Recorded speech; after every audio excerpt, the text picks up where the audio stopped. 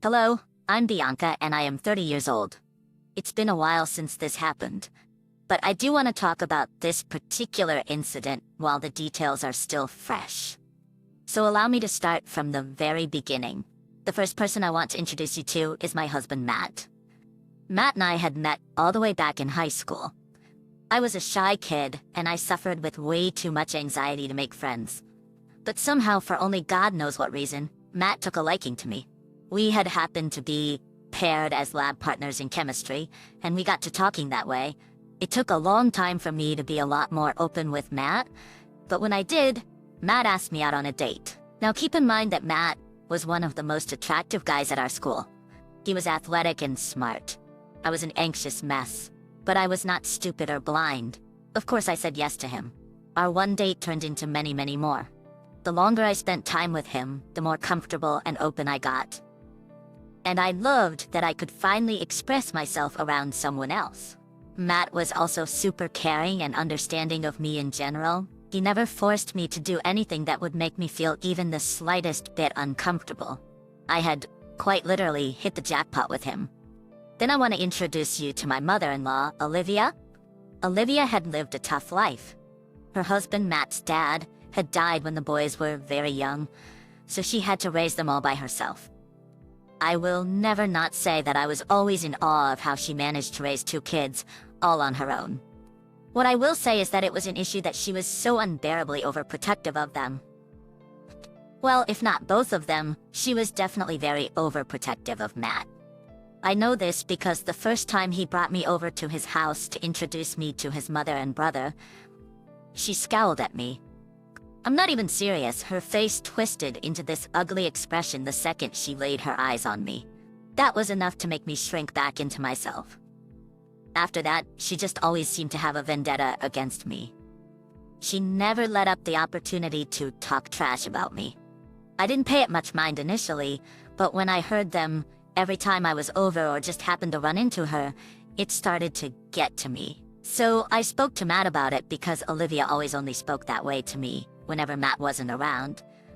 The next time we were at dinner with his mom, and she made a rude comment about my appearance right as Matt was leaving the room. He walked right back in and confronted his mom about what she said. What? What are you talking about? Don't play dumb. Both you and I know that you just said something really rude about Bianca's appearance. It was just a little joke, right, Bianca? Oh, please, there's no need to make a big deal out of nothing. Oh God, you're always so dramatic. Fine. Sorry for saying that, Bianca. I knew Olivia wasn't serious about her apology, but it felt amazing that Matt stood up for me. I was grateful that he had my back no matter what. She continued to behave the same way even years after Matt and I were together. But it became easier to bear knowing that Matt had my back. The next person I'll introduce you to is Trent, Matt's younger brother. Trent was the only other person who made an effort to talk to me. He took an interest in getting to know me, and because he was Matt's family, being comfortable around him was a lot easier. We happened to share a lot of the same interests and in general got along really well. Matt was actually really happy that I got along with at least one of his family members. For the longest time, I really thought that I had made a special friend with Trent. But as I tell you the events of the story, you'll realize just how wrong I was. And the last person I want to introduce you to is Rachel, Trent's wife and my sister-in-law. Now, Rachel was the kind of person to bend over backwards to please someone else, regardless of whether the person was right or wrong. So when she met Olivia for the first time, they got to talking, and Rachel pretty much agreed with every view that Olivia had about me. Pretty soon, Rachel became Olivia's partner in everything they did against me. That really hurt me. I mean, Rachel didn't even know me, but she hated me because Olivia did. Over time, I learned to let go of it, but coming back to my relationship with Matt, we decided to get married once we were both financially stable. That took about 3 years after graduating college. Once we had well-paying jobs and were able to purchase a house, we decided to tie the knot. Of course, Olivia was not happy with that. She tried to sabotage our relationship in many ways while we were engaged. For example, she tried to convince Matt that he was settling for me without ever having gone out with anyone else. She tried to set him up on dates with other women, which he vehemently disagreed with. That one really hurt. I knew she didn't like me, but to actively try to make her son a cheater? Something was deeply wrong with her. Matt had spent days assuring and reassuring me that he would never cheat on me and never listen to anything his mother had to say about me. I knew he would never do it, but just the fact that Olivia was trying to get him to do it hurt. At our wedding, Olivia pulled another stunt to disrupt the good mood we were all in. When it was her turn to make a toast, she began to talk about how her son was marrying a woman she disapproved of and genuinely hoped that he would come to his senses soon and leave me. I cried, obviously, but Matt was furious. He had her kicked out, and for the rest of the night, he never left my side. That incident was what made Matt and I lose contact with Olivia. We didn't speak to her except for the holidays, for the entirety of the next 2 years. We only saw her at Trent's wedding. We tried our best to avoid her because, quite frankly, we were happy for Trent. We were trying to celebrate his big day. But somehow Olivia managed to corner us and she asked to talk.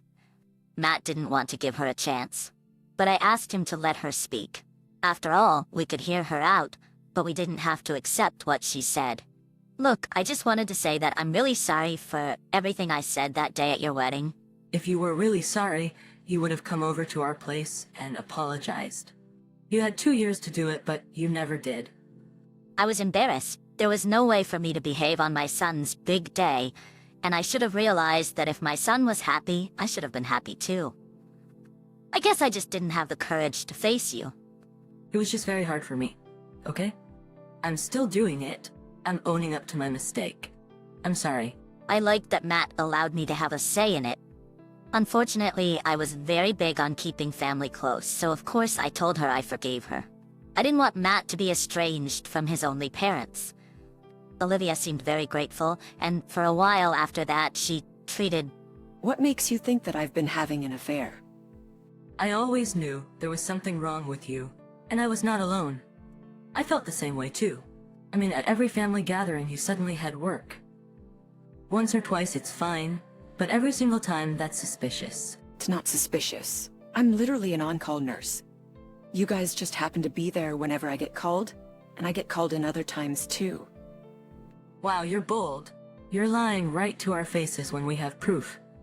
Calm down, B. It's okay. I doubt you'd ever cheat on me. I'm just curious to see what Mom and Rach found. How did you even get this evidence? Rachel and I hired a private investigator who followed Bianca around for the last 6 months. We just got the evidence from the PI's office, and we came here straight away. That's beyond creepy and violating. What the hell is wrong with you guys? You have no say in anything, you cheating piece of crap. I was furious at this point. What had I ever done to these two? I had always made sure that I had been out of their way, and yet they tried to come between Matt and I. And to hire a private investigator to follow me around for 6 months, that made my skin crawl. Who did something that deranged? All to get rid of someone they didn't like? I was more than curious to see what these results were. Matt looked at me, and for a moment we had a silent understanding that everything was going to be okay. Matt knew I could never cheat on him. The reason? I have really bad social anxiety. It's almost crippling. It takes a long while for me to get comfortable with someone. He knows firsthand how he had struggled to get me to even talk to him. The last thing I could possibly do is talk to some stranger and sleep with them. Granted, working as an on-call nurse had been helping me get over my anxiety. I would come home after work and just shut down for the next few hours. And Matt had seen and dealt with all that from the start of our relationship. I had never met someone who was so understanding and patient. I had always thought that I would end up being single for the rest of my life. So when the universe dropped the perfect guy for me in my lap, why the hell would I do something so horrible to him? We opened one of the boxes and saw quite a large number of pictures, and there were some of the investigator's notes paired along with them. We opened one of the boxes and saw quite a large number of pictures, and there were some of the investigator notes paired along with them. But in all those pictures, there weren't any clear faces. The woman did look shockingly like me. For a second, my heart did drop. I turned to look at Matt, and his face had drained of color.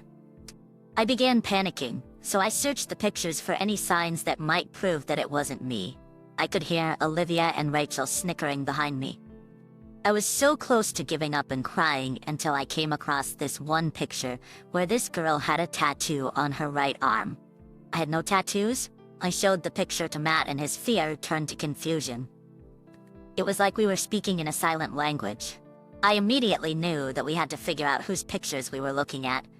We opened the other 2 boxes and began to scour through those pictures and notes. And that's when, in one of the notes, the investigator mentions me getting into a car with a particular license plate.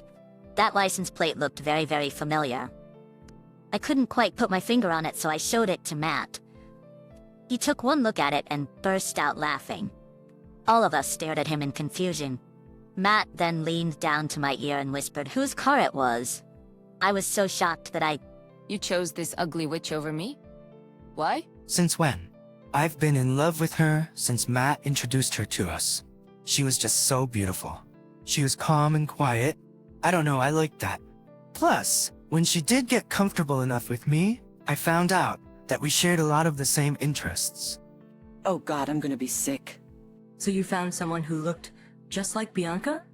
I knew you guys were already trying to ruin their marriage.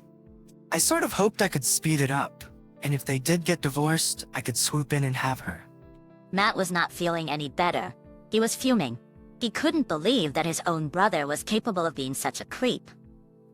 He promised me that he would stand by any decision I made regarding everything that happened. I obviously wanted 0 contact with all of them, especially Trent. I never wanted to see his face ever again. Of course, Trent did try to reach out to me about a month after everything had happened. He actually tried to convince me to leave his brother again. I later found out that he had sent those messages to me after he had gotten divorced and lost everything he had to Rachel. I had blocked him right away then. But when I think back on it now, it's amazing that he possessed that amount of audacity. Anyway, I had to go back to therapy for a while after that incident. I needed a place to vent about my feelings, and since it's concerned his brother, Matt would get too wound up about it. He too went to therapy to sort his feelings out. It's been about a year since all of that happened. Matt and I have moved on, and are living full and happy lives. We haven't seen or heard from Olivia or Rachel since then. I hope, if not anything else, that they learned to never meddle in anyone else's life. Back then, I was a mess after finding out what Trent thought about me, but now I'm at a place where I can laugh at it. I'm glad I came out of it strong, and even more glad that Matt and I's relationship also grew stronger. Always make sure to be kind to all those in your life. Thanks for listening.